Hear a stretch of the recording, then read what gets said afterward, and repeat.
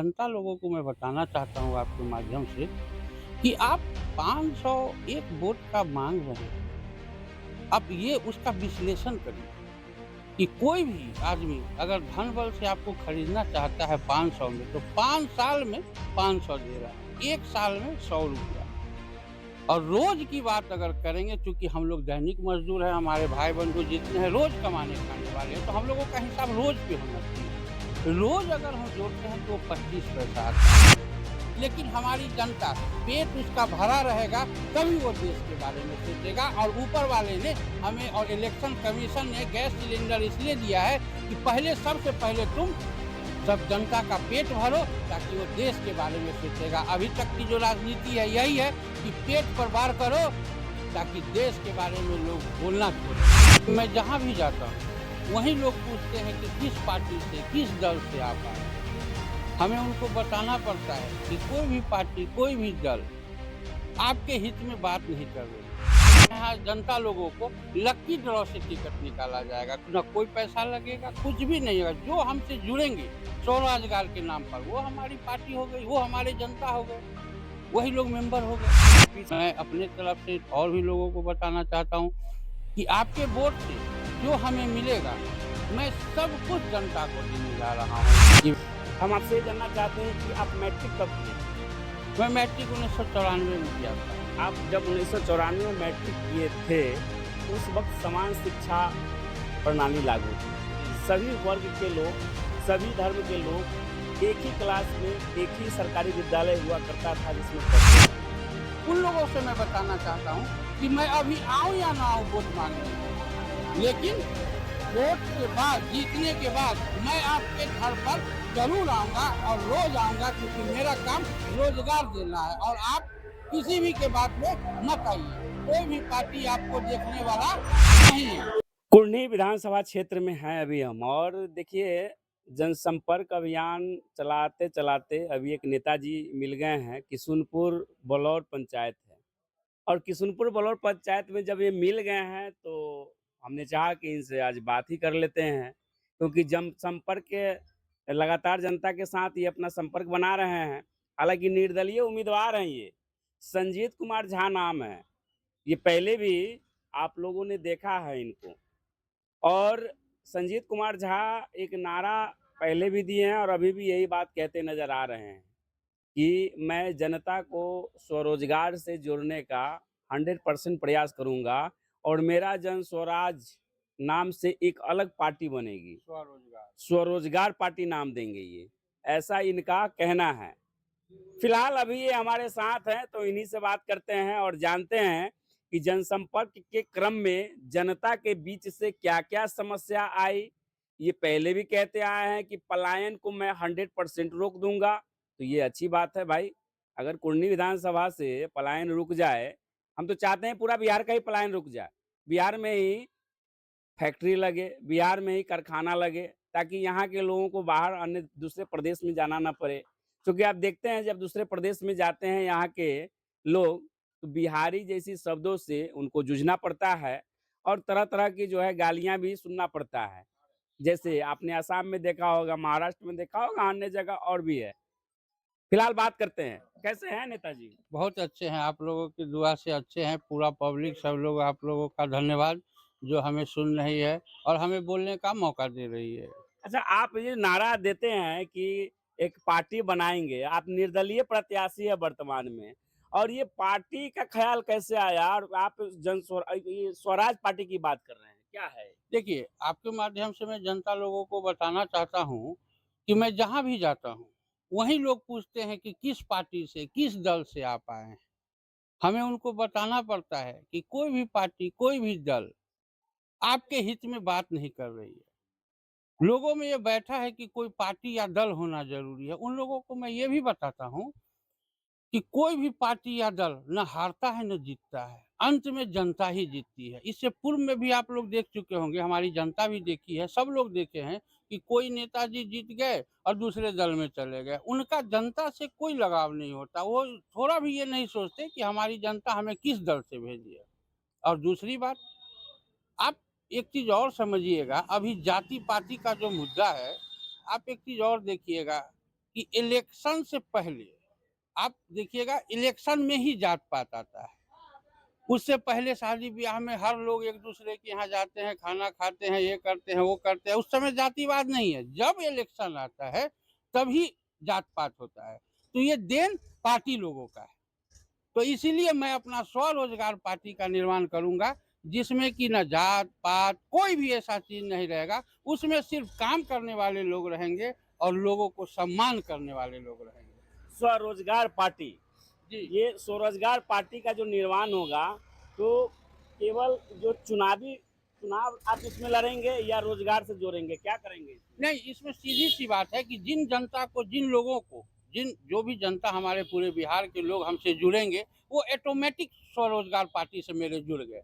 हमारे यहाँ न टिकट बिकेगा, कुछ भी नहीं होगा। हमारे यहाँ जनता लोगों को लकी ड्रॉ से टिकट निकाला जाएगा, न कोई पैसा लगेगा, कुछ भी नहीं होगा। जो हमसे जुड़ेंगे स्वरोजगार के नाम पर, वो हमारी पार्टी हो गई, वो हमारे जनता हो गए, वही लोग मेंबर हो गए। अच्छा, पिछले बार जब आप हमसे मिले थे किसी अन्य पंचायत में जी, मिले जी, थे, जी। आज किशुनपुर बलौर का आपका दौरा है।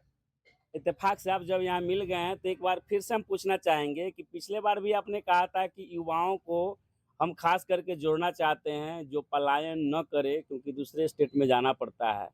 तो उसके लिए आपका क्या ग्राफ तैयार है, क्या तैयारी है आपकी? देखिए, आपके माध्यम से मैं सभी जनता लोगों को ये बताना चाहता हूँ कि स्वरोजगार नाम से ही ये क्लियर हो रहा है कि स्वरोजगार, इसमें युवाओं के लिए बहुत सारे तरह का लोगों का हमारे पास विजन है, बहुत सारा रोड मैप तैयार है कि ऐसे-ऐसे करके नौजवान युवक, वृद्धा लोग, औरत, मर्द जो भी हर तरह के लोगों के लिए मेरे पास स्वरोजगार है। लघु उद्योग के माध्यम से, उसके बाद और भी तरह के, उसके बाद हॉस्पिटल बनाना, nursing training nursing training college खोलना, ताकि उससे लोग टेक्निकल हैंड सीखें।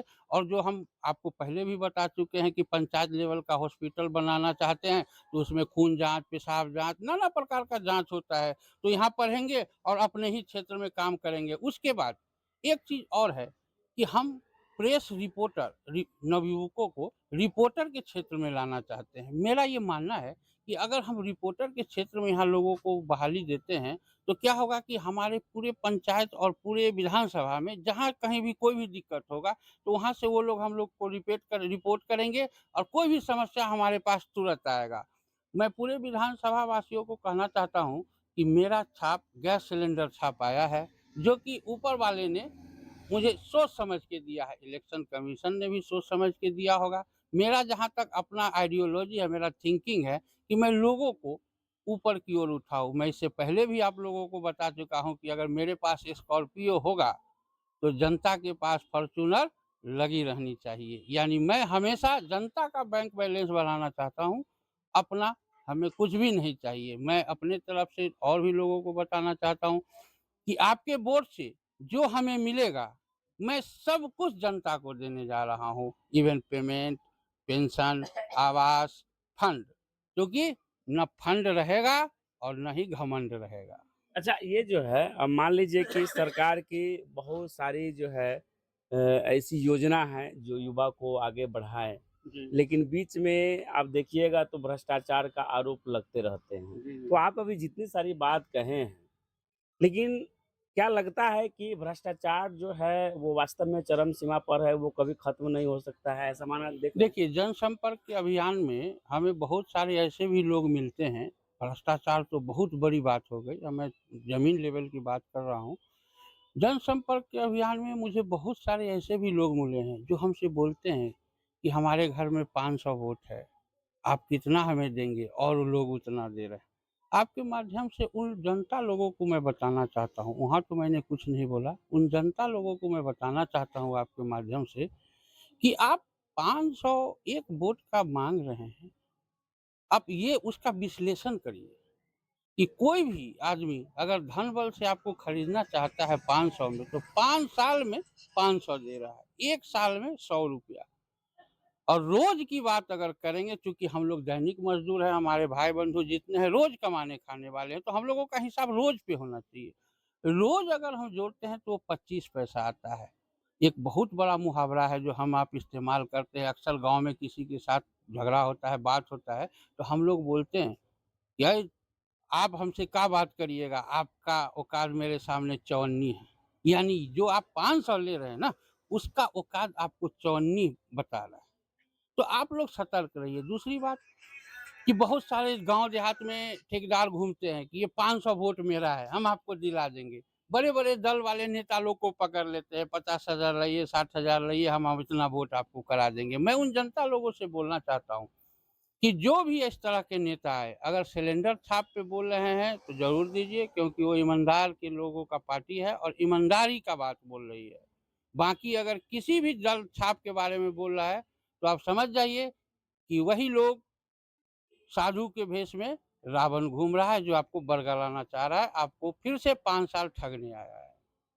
तो क्या ये जो है अभी करप्शन की बात आपने कहा, तो यहाँ कहीं न कहीं जो है मीडिएटर जो आप दलाल की बात कहे हैं, कि वोट बैंक बना के रखे हैं, किसी तरह जनता को जो है गोल-मटोल बहला के फुसला के गुमराह करेंगे और वोट बैंक बनाएँगे।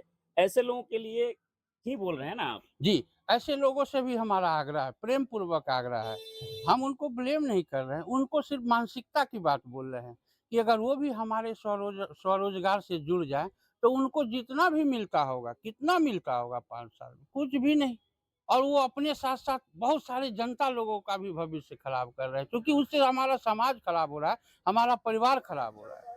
अब एक आदमी के कारण हम 100 आदमी को बिगाड़ नहीं सकते। तो उनसे भी हमारा आग्रह है, जो लोग किसी भी दल, किसी भी पार्टी में हैं, हम ये नहीं कहते कि आप पार्टी छोड़ दीजिए। मेरी तरह अगर कोई बात बोल रहा हो, जो अपना पेमेंट दे रहा हो, अपना पेंशन दे रहा अच्छा हो, अपना नेताजी एक एक एक प्रश्न ये है, हम आपसे ये जानना चाहते हैं कि आप मैट्रिक कब किए थे? मैं मैट्रिक 1994 में किया था। आप जब 1994 में मैट्रिक किए थे, उस वक़्त समान शिक्षा प्रणाली लागू थी। जी। सभी वर्ग के लोग, सभी धर्म के लोग एक ही क्लास में, एक ही सरकारी विद्यालय हुआ करता था जिसमें पढ़ते थे। जी। अभी तो जनसंख्या भी बढ़ी है, तरह-तरह के सीबीएसई बोर्ड है, प्राइवेट संस्थान से लेकर। तो यहाँ अब जो है ये मुद्दा उठना भी शुरू हो गया है कि मुझे समान शिक्षा चाहिए, आम जनता का भी यही कहना है। तो उस दौर में 1994 में आपने मैट्रिक किया और अभी जो है 2025 है। क्या वास्तव में समान शिक्षा लागू होनी चाहिए? देखिए, इसका जवाब मैं उससे थोड़ी देर पहले भी आपको बता चुका हूँ कि ये जाति, पाति या जो भी है, धर्म, समाज, ये सब पार्टियों के द्वारा, दल के द्वारा उपजाया हुआ है, जो जिसका कि अभी खात्मा होने वाला है। क्यों खात्मा होगा? क्योंकि जनता सब समझ चुकी है कि इसमें बरगलाने के अलावा और कोई उपाय नहीं है। हमने आपको पहले भी बताया कि आप इससे पूर्व, चुनाव से पूर्व आप देख लीजिए, किन्हीं के यहाँ शादी-ब्याह हो, चाहे वो कोई भी समाज से कोई भी हो, अगर आपको कार्ड आता है, तो वहाँ सभी लोग जाते हैं, खाना-पीना खाते हैं, बैठते-उठते सब काम करते हैं। इवेन जनता लोगों को ये भी सोचना चाहिए कि धर्म, समाज, जाति हम लोग कर रहे हैं। जो बैठे हुए पार्टी के शीर्ष नेता हैं, वो लोग नहीं कर रहे हैं। वो लोग हर चीज़ में जा रहे हैं, एक-दूसरे से मिल रहे हैं। सिर्फ़ और सिर्फ़ उल्लू सीधा कर रहे हैं। तो मेरे कहने का मतलब है कि अब समय आ गया है कि हम लोग देखते हैं कि जब चुनाव आता है, तभी जात-पात की बात होती है। उस समय, उससे पहले नहीं होता है। तो जो ये करप्शन है, ये जात-पात का जो मुद्दा है, ये अब उनके घर वापसी जा रहा है। धीरे-धीरे वहाँ वो खत्म हो जाए। कुछ साल पूर्व निकला था, पूरे क्षेत्र में फैला था, अब फिर वापस उन्हीं लोगों के पास जा रहा है। मतलब ये खत्म हो रहा है। बिल्कुल होगा, क्योंकि जनता हमारी जब जागरूक हो जाएगी, तो बिल्कुल खत्म होगा। हमने क्या कहा आपको कि जनता को हम रोज़गार दे रहे हैं। हर जनता को 200-500 रोज़ देने की बात कर रहे हैं। अभी आचार संहिता है, मेरे पास ऐसा नहीं है कि फैक्ट्री लाना है, लगाना है। अभी खत्म हुआ, 14-15 से हमने शुरू कर दिया, मेरे हाथ में है वो। वो कहीं से हमें लाने की ज़रूरत नहीं है। और मैं जैसे बता रहा हूँ आप लोगों को कि हाँ, पेमेंट मैं बाँट दूँगा, ये करूँगा। जैसे ऊपर वाले ने बहुत सोच के हमारे पास गैस सिलेंडर दिया है। गैस सिलेंडर हर लोगों के घर में रहता है। मैं आपके माध्यम से जनता लोगों को यही बताना चाहता हूँ कि जैसे गैस सिलेंडर हर घर में है ना, मेरा विचार वैसा ही है। लोगों को खाना देना किसी भी तरीके से, आप लोग हर घर से बिना पूछे हुए, समय कम है, हो सकता है हम ना आवे। कई जगह जाते हैं, जनता लोग भी बोलते हैं कि अभी अइली ह वोट के मांगे आ जीत जाए त ना आए। उन लोगों से मैं बताना चाहता हूँ कि मैं अभी आऊँ या ना आऊँ वोट मांगने, लेकिन वोट के बाद, जीतने के बाद मैं आपके घर पर ज़रूर आऊँगा और रोज़ आऊँगा, क्योंकि मेरा काम रोज़गार देना है। और आप किसी भी के बात में मत आइए। कोई भी पार्टी आपको देखने वाला नहीं है, कोई भी पार्टी आपको देखने वाला नहीं है। अच्छा, जनता से अंत में क्या अपील करना चाहिएगा? मैं जनता से अंत में यही अपील करना चाहूँगा कि जो लोग भी आपको गांव, समाज, ठेकेदार जो अपने आप को नेता समझते हैं, बरगलाते हैं, आप उनकी बातों पे मत आइए। मेरी दिल की बात सुनिए, मैं दिमाग से नहीं बोलता। मैं संजीत कुमार झा, गैस सिलेंडर साहब ऊपर वाले ने हमें इसलिए दिया है कि आप लोगों को ये खाना का व्यवस्था कर सकूं, आप लोगों को आगे बढ़ाने का व्यवस्था कर सकूं, और भी बहुत सारे मेरे पास मुद्दा है, जैसे हॉस्पिटल बनवाना, ये वो, नाला विकास, बहुत सारा है।